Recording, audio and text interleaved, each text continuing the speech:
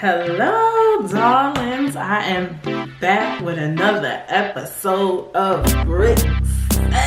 Yes, I'm here with my plant. It's not in the shot. Anyway, I'm back with another episode, and I'm excited to be coming back. You know, just keeping it on board. And yeah, I mean, let's get to the topic. Well, not let's get to the topic. Let's talk about what we're going to be talking about today. So, this episode is called GAMOPHOBIA. What is GAMOPHOBIA? It's fear of commitment. So, this episode is going to be about commitment and the fear of it and just the idea of it. What is it like? So, in an article called What is Commitment Phobia and Relationship Anxiety, written by John M. Grohol, psychologist. The causes of commitment phobia are varied, as the people who suffer from it typically, however, many people with commitment issues have complained of having experienced poor romantic relationships either firsthand or through observation of others, such as their parents, acrimonious relationships, or divorce while growing up. Other common causes of commitment phobia may include, and I'm gonna stop there. This topic is so big and so broad. You know, first and foremost, what is commitment to me? To me, commitment is bigger than marriage. It's like when people think of commitment, they often think of like, let's get married. And some people don't think commitment is also like boyfriend and girlfriend. A lot of people be like, if you have a boyfriend, you're still single type-ish. And I mean, I beg to differ in some sense when it comes to that. For me, commitment really is like you're putting all your energy and time into one person, and you want to build with that person. You want to grow with that person. You're committed to them. You're committed to their flaws, to their everything, like what they like, what they enjoy eating, who they are, like all their downfalls, all their insecurities, everything. It's not just marriage. Like, that's not what just commitment is. It's just marriage. It's way more than just marriage. I think it's a big spectrum and things like that. For me, with commitment, I have definitely been scared to commit. So when I was like kind of doing my research on the topic, I was like shocked. I never really like looked into it, like, oh, why would someone be scared of commitment? And they, for me, like when a guy do something dumb, I just be thinking like, I can find somebody who's not going to do this. That's why I said I feel like commitment is definitely like just enjoying, not enjoying, but just being able to grasp that person's personality. Like for me, I'll date somebody and they'll be awesome, and then when they do some dumb shit, I'm like, whoa, I'm ready to hit the hills. Cause like, I don't know. I think that's very unhealthy. Because none of us are perfect. We're all very, very, very, very, very, very, very flawed. And it's not a reason to run away. Love is all about risk and growth and just learning what you can and cannot deal with. And just really, love is really just basking in somebody's everything. And for me to say, I don't want to bask in your everything is kind of fucked up, you know? So I realize I have a fair commitment because you get scared. Like, you're really scared that you're gonna date someone and marry them, start a family with them, and then it's just gonna all crumble. Like, that would suck. But I mean, people do it every day, you know? People divorce every day, people break up every day. But it is still very scary. It shouldn't be that scary though, like when I say it out loud. But I know there's a lot of people who deal with that. Like I see people, they think, you know, they don't like the person. It's not that you don't like the person, it's that you're not ready to commit. I definitely have, you know, been afraid of commitment before. I remember I was dating somebody and everything was so perfect. And I was just like, Nah, like I was just trying to find every little nook and cranny that was wrong with him, and I was like, I'm going back on the road. Like I'm about to go out and go date again. Like dead serious. And you know, that's very, very, like I said, very, very unhealthy. So when I read this article, I was like really like taken back because like I said, I never looked into it, but he just spoke about like knowing, you know, other common causes of fear of commitment may include fear of or having had the relationship end without notice or signs. So that is definitely, you know, a fear. Like, isn't the quote by Marilyn Monroe, a good girl always leaves before she is left? So that fear of somebody breaking up with you, somebody saying, I don't want to be with you anymore. It's kind of the same as rejection. Like, you don't want to go up to somebody and ask them out on a date because you're scared they're going to say no. It's kind of that same feeling. Like, you got them and you're scared that they don't want to be with you. Because that is rough. Like, imagine somebody saying, like, I don't want to be with you anymore. That's rough, and I'm quite sure some of us have been through it. I have never. I'm usually the one that's saying I don't want to deal with it because, like I said, I have fear of commitment. And am I scared of being left first? I never thought of that, but I could definitely, like I said, see how that could really play a huge factor in being scared to commit. Is somebody definitely leaving you before you're ready to go. Like, and that's when, you know, people start turning crazy and things like that. Definitely a fear of not being in the right relationship. I think that's probably like one of the biggest ones. Like, am I really supposed to be with this dude? Am I really supposed to be with this person? Like, is this the person for me? Like, is this my soulmate? That big word, soulmate. Like, is this really the one?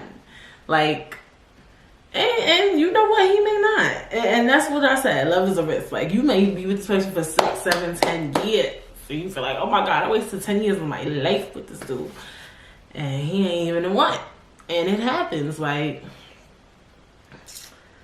that is a big fear. That's a big fear for me. 10 years on some shenanigans? Like, I can't. Like, I can't. It gotta be some dope at, like, I feel like if you waste 10 years with somebody, like, the first 5 years gotta be dope as fuck. Not even, like, maybe the first 7, and then, like, the last 3 is when you realize, okay, we need to divorce. Like, I feel like it had to be good, really, really good at one point. Not for a month, not for 6 months. I mean, for years, it was dope as ever. And then towards the end, you was like, nah. Like, it had to be, like, super dope. Like, of course, every relationship is going to have its little intricacies, like, little errors and little downfalls. But I want to have more good moments than bad moments. But then again, if you have more good moments than bad moments, maybe y'all meant to be together. Stay woke. I mean, maybe y'all just meant to be friends, too. Like, you could have a dope-ass guy friend, a dope-ass girlfriend, but y'all not really dating. Nah, that's crazy. I mean, that's a different topic, sis. Like, how do you know when it's the right one? Like, you just know. And I feel like if you willing to leave, like, you really willing to dead ass end it all, yeah, I ain't meant to be. Like, if you was really dead ass, like, I'm out, packed up all your shit, and you really left for mad long, like, I think it's really pretty much canceled at that point. Like, I don't really think it's, you know, meant for y'all to really be together at that point. Like, truthfully. I mean, yeah, definitely. Like, I don't think it's really, you know, the time, you know. I think if you really walked away, it was, you'd be surprised though, because my parents, they were separated for 6 years and they got back together. It's very unhealthy. But I mean, to each his own. Fear of or having been in an unhealthy relationship. That is, woo, Chile. Yes, like that fear of dating someone and it's gonna be unhealthy than a motherfucker, because you know you had like maybe your boyfriend, you was dating somebody and that shit was just wild, unhealthy, mad, toxic, and you just like, I ain't about to commit to this bullshit. Like no, like, oh, that's like a big humongous fear. It's like being in such an unhealthy, toxic ass relationship, like for years. Like, I'm not dealing with that. But no relationship is perfect, and I feel like that's something we really gotta keep in mind if you're really afraid to commit. Nothing's perfect. No job is perfect. No relationship is perfect. Nothing is really perfect. So I do think, and love is a risk and life is a risk. So, you know, I think that is a big fear, especially if you grow up seeing mad unhealthy relationships, or maybe you might see your friends and family in unhealthy relationships, and you like, do I really want to deal with that? So you kind of get fear. I always used to blame my friends too. Like, it was one time when we was in college, like senior year, two of my roommates that I'm still friends with to this day. I wouldn't say their name of that, but I remember at one point in time they both was like dealing with a situation with their boyfriends at the same time. So I would go to class, I would come home, and they would just be crying. That's unhealthy. Like, I can't. So I'm coming home and I'm seeing them at one point really in love, sending their boyfriend gifts, because we was in college. And well, they were one of them was kind of a long distance relationship. They wasn't really long distance. They live at home. So basically she was from New York, her boyfriend lived in, well, she was from New York City, her boyfriend lived in New York City. My other friend, her boyfriend, she was from Syracuse, her boyfriend lived in Syracuse. So it was just, they lived in their hometown while they were in school. Whatever the case may be, I remember, you know, they would have their good days and they would have their bad days. But I remember at one point both of them were in a real rocky time at the same time. So I would come home from class and I would come home in tears, just crying, watching TV in tears. And I'm just like, whoa, what happened? Why are we crying? Like, just imagine that, like seeing that type of love sometimes. And I get it, it happens. Then one day I'll go to one of my friends' room. I'll come back from my friend's room. Get your girl, she crying, like, go get your friend. Like, what? I'm like, why are y'all crying? Like, really? And it'll be like real tears. Or living with your friends and like seeing them and their boyfriend fighting and arguing. It's just like, like, shit is toxic as fuck. Like, it messes with you. You be like, oh, I ain't dealing with that. Especially when you're younger. Like, I was like 20 at the time. I was like, oh, I damn sure don't want a boyfriend. Y'all feel me? Okay? Because I already was fucked up in the head. I ain't even nigga having me crying in tears every 25 minutes of the day. We not gonna do that. We're not gonna commit to that. Like, so for me, that could play a role, because watching that made me say, I'm definitely not committing to anyone right now. And I probably could have found my whole entire husband at 20, but I wasn't ready for that. I was like, I'm not doing commitment, honey. I'll date, but I'm not about to, you know, be full blown. Oh, I got this hole in my shirt. This is a natural hole. I know for the people listening, I'm like, why is she talking about a hole in her shirt? Because some people, you know, watch on YouTube. But whatever the case may be, I mean,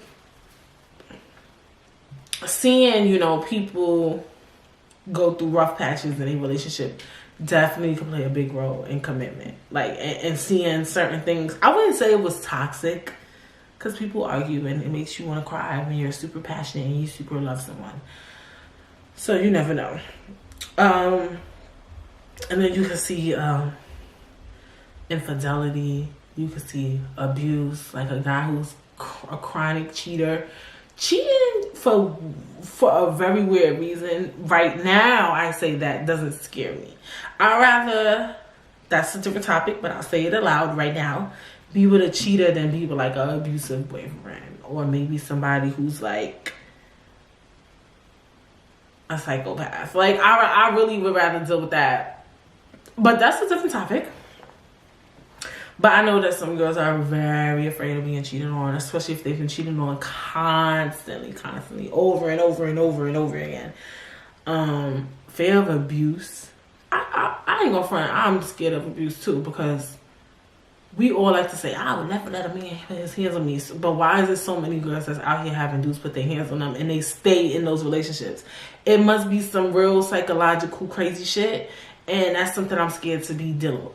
Like, it must be some deep-rooted psychology type shit. Because we will say that's dumb. Why would a girl stay in a relationship with a guy that abuses her? But there's women dealing with domestic violence relationships every single day.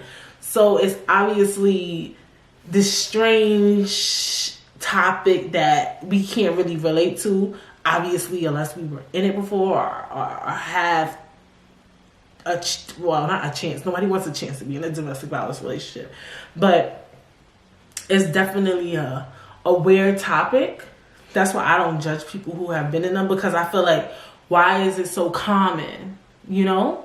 Don't say that girl is dumb because she's in a abusive relationship. It's obviously some deep-rooted wicked shit. Like that dude is wild crazy. Like, if he's really fucking with their head. Like, I know, you know, of people who've been in abusive relationships for very, very long. So that's I don't know if I'm gonna let somebody put their fucking hands on me. I'm gonna have to be done, go to jail. And then I really don't want to go to jail, like, at all. Like, I feel like I would do real good, though, in jail. Like, I'm very friendly, very nice. I feel like I would make friends. Weird, but true. I feel like I would be a vibe, straight doing comedy in there, like, yeah. For beating a nigga ass, yes. I will beat a nigga's ass. I will stab him. If you put your hands on me, I'm gonna have to really end your life. You know? But like I said, I've never been in that situation. And I don't judge girls who have. Because, like I said, it's all too common. So it must be, you know, something that, you know, it's very, very hard to walk away from. The next thing is trust issues because of past hurts by those close to the person. I think when they say that, then obviously not talking about relationships, they mean somebody close, like your mom, your dad, your grandma, like somebody real close really violated your shit. Like, damn, that's deep. That's deep. You dead scared to commit because of some fucked up shit. Somebody real close to you that's not somebody you dated did some crazy shit to you. That's deep. And see, that goes back to mental health. That's when you got to get therapy. You got to talk to somebody about that, because you can't really be out here comparing not a regular person, but like an uncle, a mother, a father to a man, a companion. And I could definitely see how those two correlate, though. And that's really deep. Very, very deep. And that goes to, you know, girls who didn't have their father in their life. I really see that. I mean, it's very deep rooted.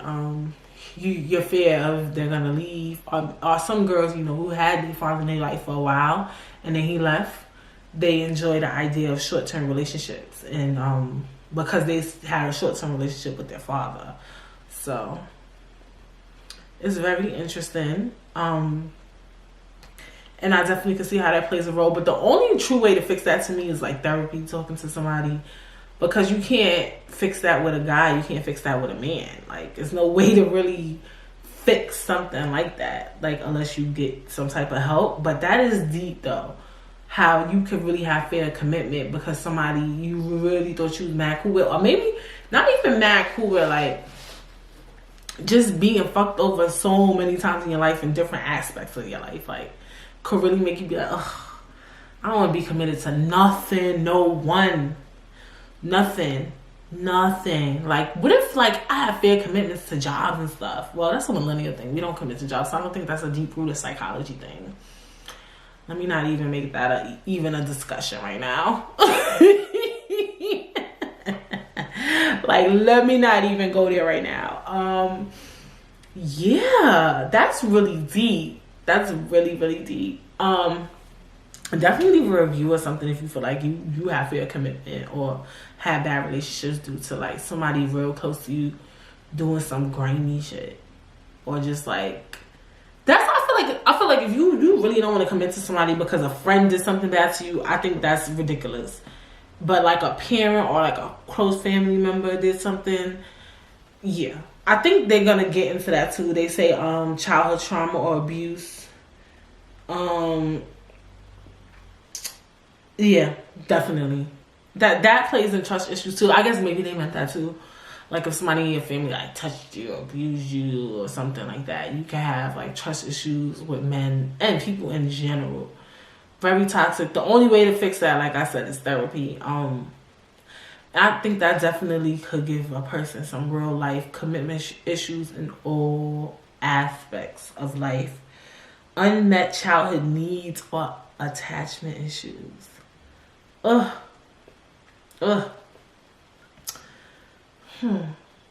But how can attachment issues relate to commitment though? Attachment issues and commitment. If you like unattachable, like you don't get attached to people, or if you get too clingy with someone, like if you the type of person that like you used to be like real clingy and then that person dubbed your shit, now you don't want to be clingy no more. That's an unmet needs. We all got unmet needs, honey. You gonna get unmet needs in every goddamn relationship, anybody you dating, because like I said, nobody's perfect. Like, shout out to the people who feel like they met their perfect person. Like, he is so perfect for me.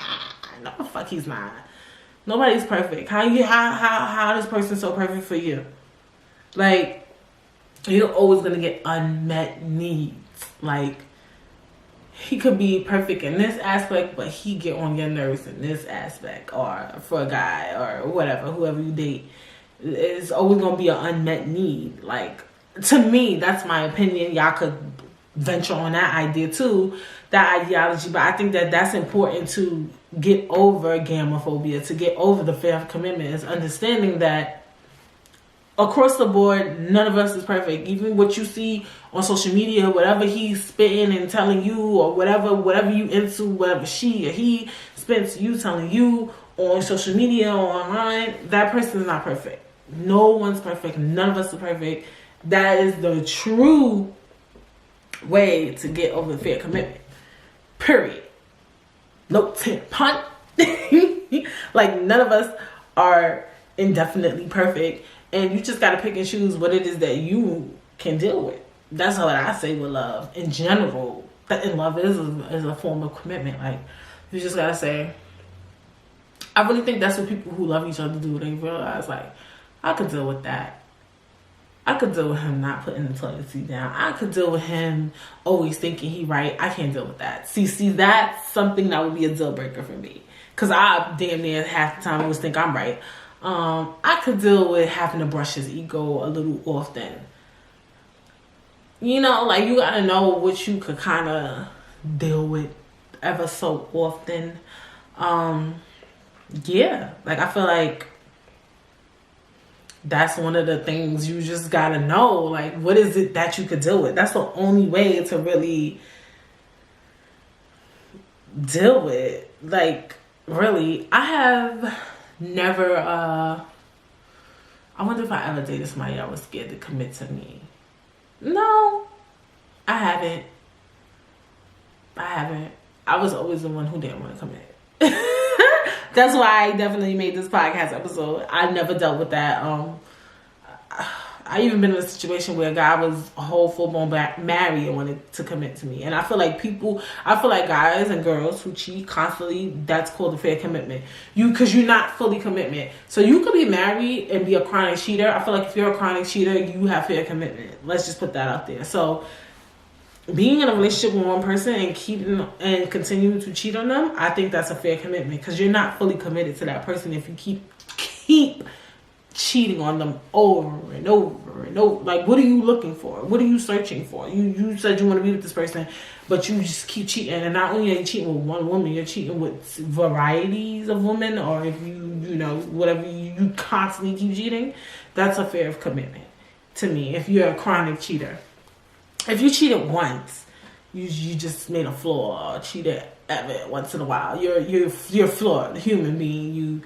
you made a mistake, you cheated. But if you're the type of person that really dead ass always cheating, to me you have a fair commitment, and you're using whoever you married or whoever you dating as a crutch, not a crutch, as a show sometimes too. Like people will get married so they can say they're married and they can have that look and that stush and like say, I have a wife, I have a husband, that type of thing. Y'all know what I'm talking about. But real life, you was never really ready to commit and you want to be a hoe and you want to play bachelor or bachelorette all fucking day.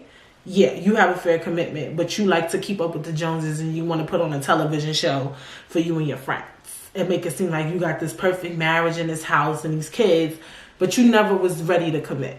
That's how I look at it for chronic cheaters. You did that all for show. Some people do it for show. Some people do it because they like to have their cake and eat it too. So they want to have somebody that they could constantly get what they want from, but they like variety. To me, that's also a form of, fear of commitment. Like, let's talk about it. Like, I definitely feel like that's another way to have a fear of commitment. It says complicated family dynamics while growing up is the last common cause of commitment. Commitment issues. Your family, let's put this out there quickly and fast. Your childhood, your upbringing will play a role in every aspect.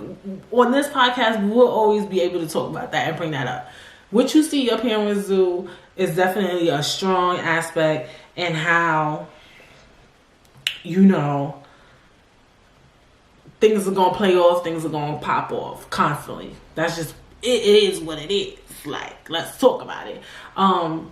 So yeah, you see some nonsense, you see your dad step out, you see your mom step out, shit. Cause I done heard it all. We like to play the game that only men cheat, women, they get out of pocket too. So I've heard through the streets. Yeah, I heard that. Yeah, I mean, that could play a role in a fair commitment. I feel like one of the true and only drastic ways to get through commitment is really, today, for my players, my pimps and pipettes who like to date, who like to flourish, who like to my single ones. Today I want you to pick one of the many that you are dating and say, I'm gonna try with this one. I'm giving you a challenge. I'm gonna try with, if you really want to stop being single or stop being fair committed, try to take your time today and say, you know what? I'm gonna give this guy the time and energy. I'm gonna give this girl the time and energy. I'm gonna give this person the time and energy. Fully commit myself to this person. I want you to try it out. Give that one person your time and energy today. Not today. Overall. Give that one person your time and energy. If you decide to date 3, 4 guys, I can't do that. The way my patience is set up. Shout outs to the people who could date more than one person at a time. But I want you to pick one person where you're just gonna grasp them in, even when they're flawed. If they're terribly doing something terribly flawed, okay, fine. But if they do something small, what's something small that people do that just piss me off? Some of y'all be deading people because they take too long to text back. Let's think of something like that. If he takes 10 minutes to answer your text back, you're gonna breathe in, you're gonna inhale, you're gonna exhale, and you're gonna embrace it, and you're gonna move along, and you're gonna see if you can develop something with that person today, together as a family. I'm working on it. I'm picking one person to dedicate my time. We're gonna see what's happening because I might get a ring by the end of the year, honey. Yes. We're gonna get a ring at the end of the year. But don't commit to nonsense. I'm not telling you to deal with stupidity. If you, like I said, it's all about picking and choosing what you can take and what you can't take. So today I want you to pick one person. Or, when you go out, if you're not talking to anyone currently, when you finally start talking to someone, I want you to take your time to develop and grow and breathe with this person and deal with this person and grasp them for who they are. And see what happens. I really think fear of commitment is really what's pushing us back and just shaking us up and rounding us down right now. And I just want us to really focus on that. So that's what I'm